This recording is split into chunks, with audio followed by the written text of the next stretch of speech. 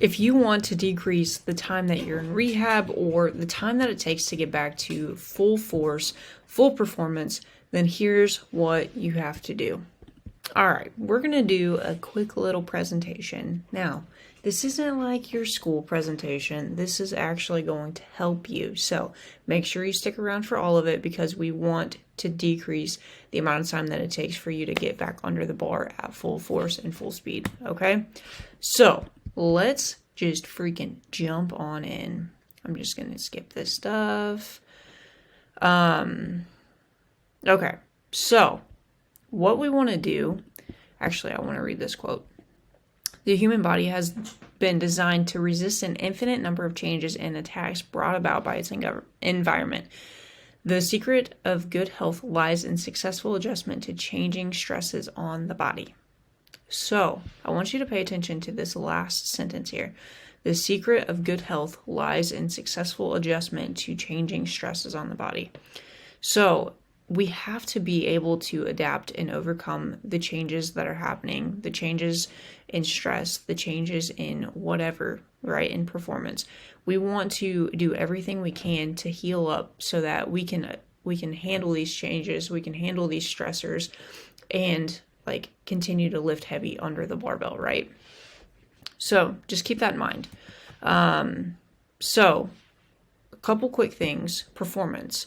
How do you think this goes up? Okay. I want you to just think about that. I already skipped ahead, so, we're here. But we have to think of stimulus, recovery, nutrition, sleep, stress, water. Okay. So for us, we can go into a few things with recovery. Okay. So again, these things look pretty much the same as performance. And there's a reason for that. You have to have good recovery in order to have ideal performance. Now, recovery we can have from workout and we can have from an injury. Regardless, recovery is so important if we want this top level performance.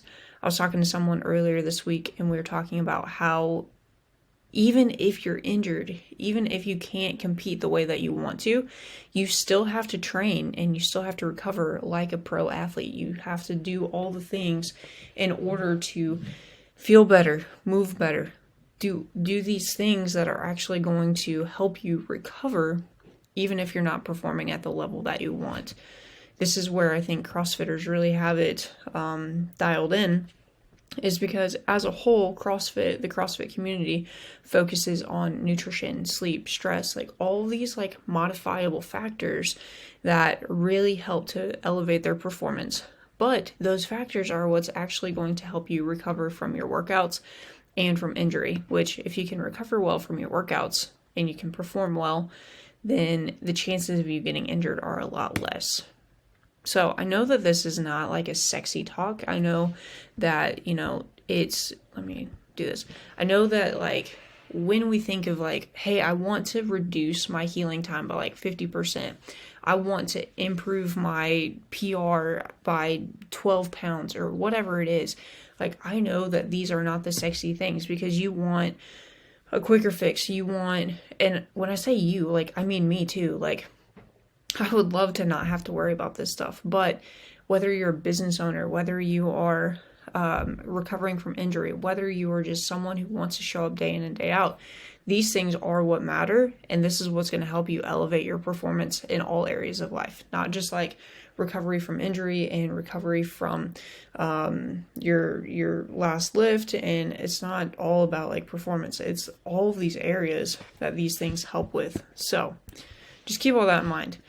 These modifiable factors, we've already looked at them: nutrition, sleep, stress, water, overall recovery, workload, volume, all the good stuff here. Okay, so when it comes to nutrition, we want to think the amount and types of food. So we want to avoid inflammatory foods.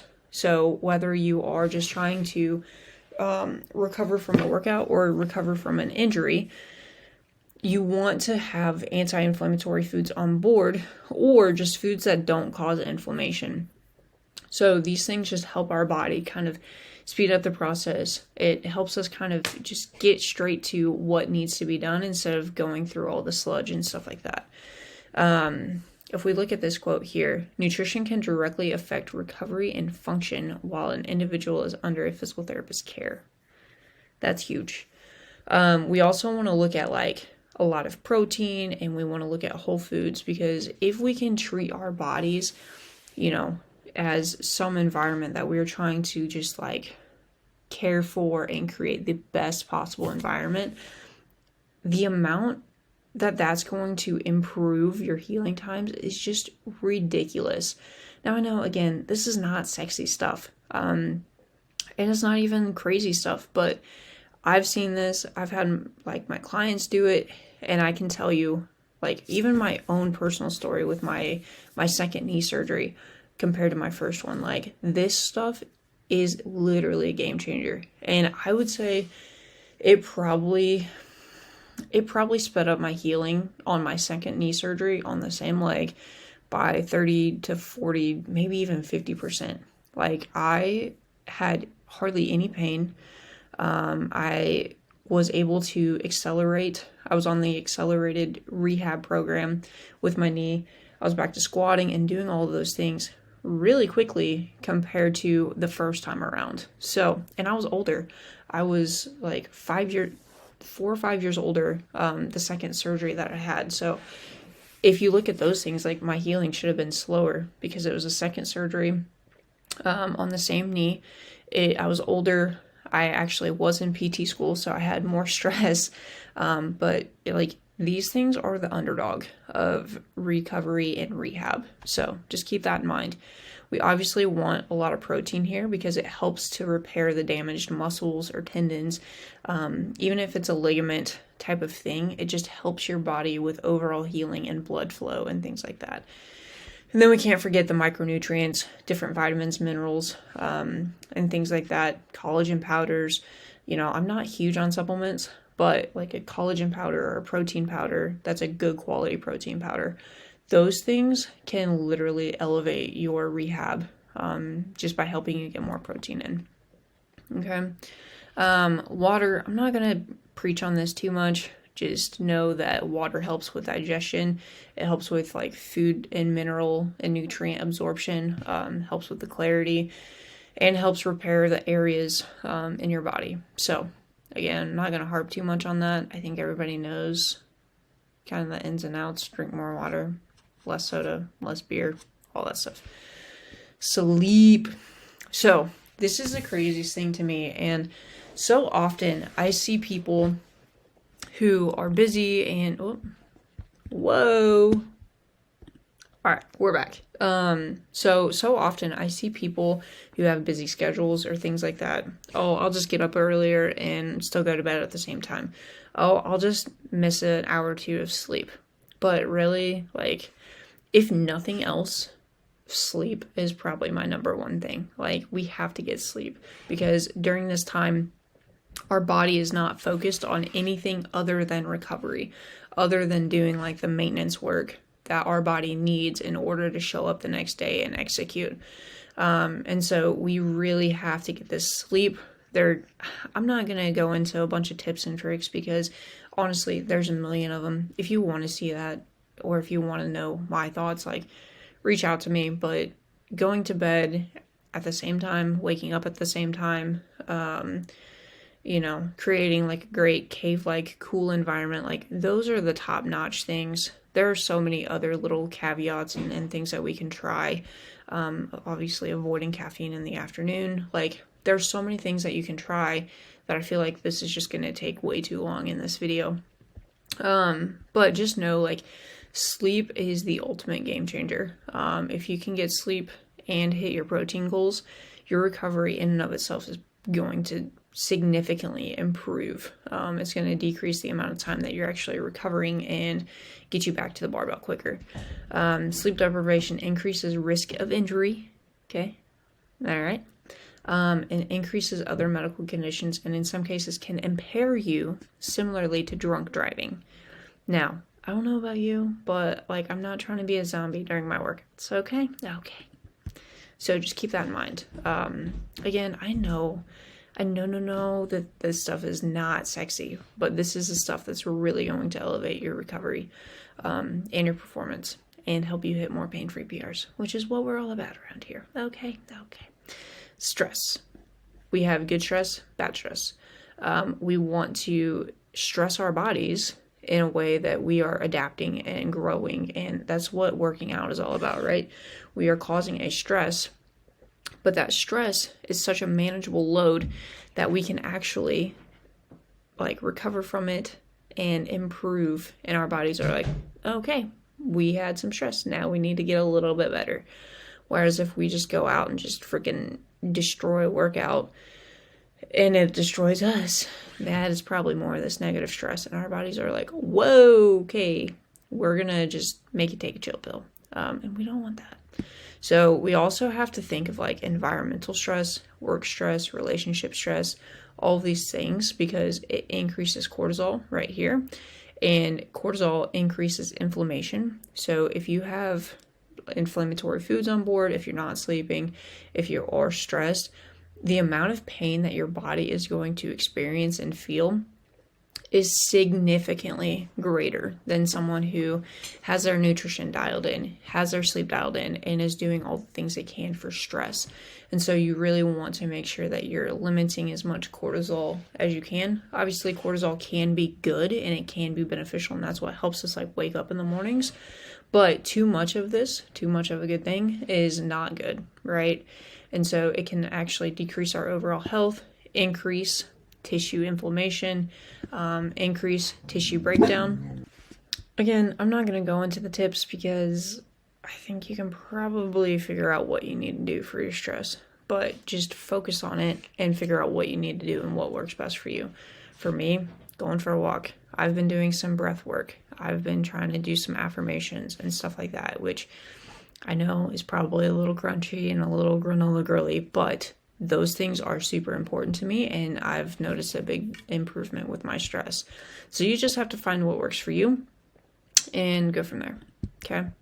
I will say, kind of back to the stress and nutrition aspect, alcohol, I'm going to hurt your feelings real quick. Alcohol can actually be an it can cause an inflammatory response in your body.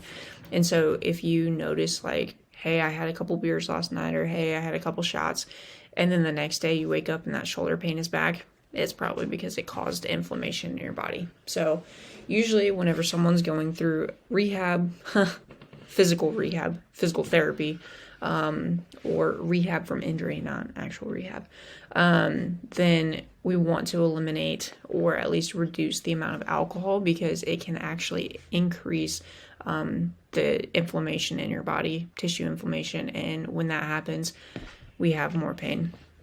Women, it can be similar on our periods. When we're at certain parts of our cycle, we have like the hormones that are changing.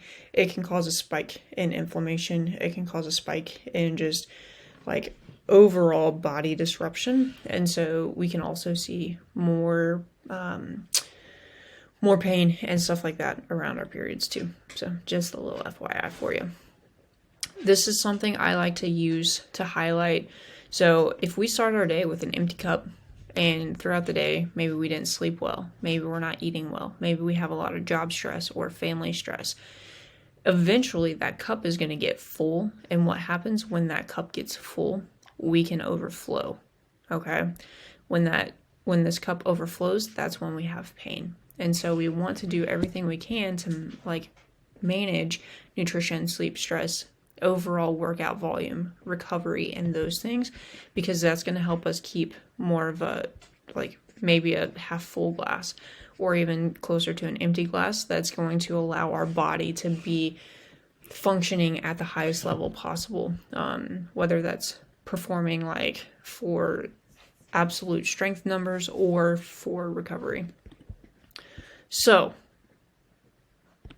these are just some other things to kind of keep in mind. Workload and volume. I'm not going to go too deep into this. Just know like the amount of stuff that you're doing can impact your recovery and your performance.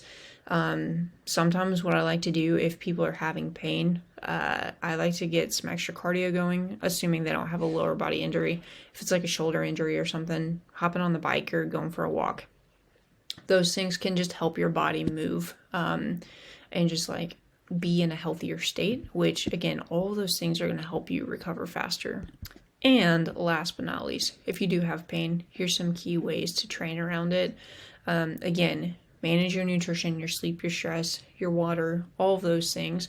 But if you do have pain, here are some things that we can try. You want to video your lift, because if your form is weird, if you're not noticing your form is weird in the moment, but it actually is, a video of your lift can tell you a ton of things. If you have no idea what you're looking for, send it to me. Like, I will take a look at it. I'll send you a loom just like this.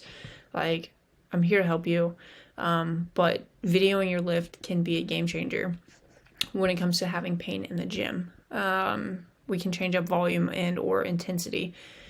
If you know that 200 pounds causes pain, but 180 doesn't, looks like we're going to be doing 180 pounds, and we can add in tempos, eccentrics, pauses, things like that that are actually going to help you maintain your strength or even get stronger while you're allowing your body to just kind of chill and recover, and you're rehabbing it.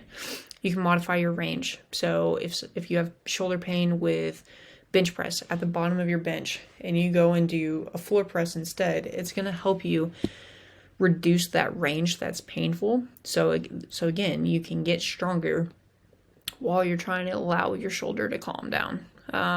You can always try different variations and things like that too. So anyway, that is what I got. I hope that helps. If you liked this, like it, subscribe, share it with a friend. And if you have any questions, drop them down below. I am doing a free assessment for my YouTube people. So if you have anything that you want me to look at, if you have pain, drop it down below. Just say me, and I will send you my link. You can book a call with me. We can run through a free assessment, and we can get some kind of game plan in place for you to feel better, move better, and freaking hit some pain-free PRs. So that is all I got. If you have any questions, like I said, reach out. If you want that free assessment, just drop me down below and I will get that to you. All right. Love you.